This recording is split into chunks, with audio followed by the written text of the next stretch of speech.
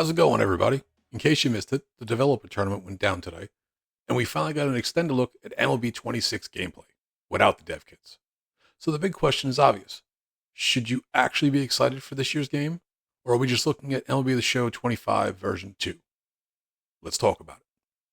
First things first, this is a small channel. I have zero affiliation with SDS, and my goal is to always give an honest take, good, bad, or somewhere in between. I want this game to perform well because a healthy game gives us something worth playing and something worth discussing all year long.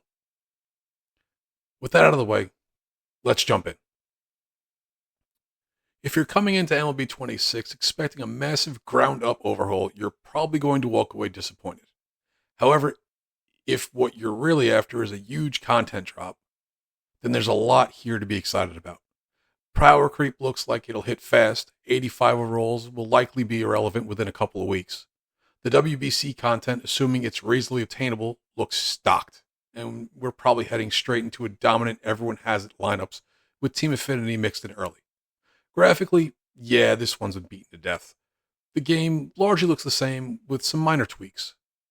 That said, a few of those tweaks actually matter. One of the biggest positives I noticed was the blurred background behind the pitcher.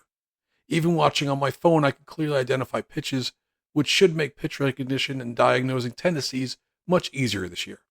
That's a sneaky but meaningful upgrade. The new stadium also deserves a shout. Hearing the crowd chants is a nice layer of immersion, and moments like that go a long way in keeping games feeling alive. Content-wise, SDS showed up. The WBC and Jolt programs are absolutely loaded.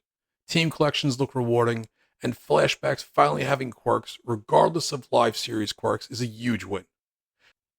Add in row flow commentary, and you've got a fresh audio layer that's a welcome change from the usual loop. Now, let's talk about the concerns, because they're still there. PCI shrinkage might be gone, but there were several instances where balls were squared up in solid PCI zones with good timing, yet the exit velocities just didn't reflect quality contact. That's worrying. On top of that, the so-called perfect strike zone didn't look perfect at all. Pitches clearly clipping the black, or even half in the black, were still being called balls. In the finals with Rory and Sebrev, Rory made this great-looking pitch that was called a ball, and the ensuing pitch, instead of it being a count that would have been in his favor, made it where he had to throw a pitch that was less than desirable, and Sebrev put it over the wall, which I believe tied the game 3-3, and then everything unraveled from there. Now, odds are Sebrev was going to win anyway. He's a great player. Congrats to him for winning the whole thing. If you haven't seen it yet, sorry for the spoiler. But it'd be nice if strikes were actually called strikes. They were able to introduce ABS into offline play. I don't understand why their perfect umpires are less than perfect when online play. It's a little concerning. Moving on. Lineouts are still an issue. Elite players will adapt and overcome it, but for the rest of us mortals, it's going to be frustrating. The pitch rule hasn't disappeared either, which could continue to slow down offensive flow, and while I'm open to the new fielding rating system, it looks like lower rated fielders might trigger some cheap hits or scripted animations early on, which could probably get annoying fast. So where does that leave us?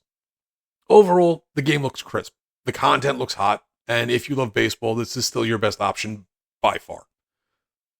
Like every year, some players are going to love it, others are going to hate it, and most will land somewhere in the middle. Personally, I'm hoping this is the version I'm still playing past July when college football 27 drops. But if you were expecting long-standing gameplay issues to magically disappear this year, you're probably going to be disappointed. MLB 26 feels less like a revolution and more like a refinement. Loaded with content, polished in spots, but still carrying familiar baggage. Whether that's enough will depend on what you value the most in the game. Let's talk about it. Leave a comment down below.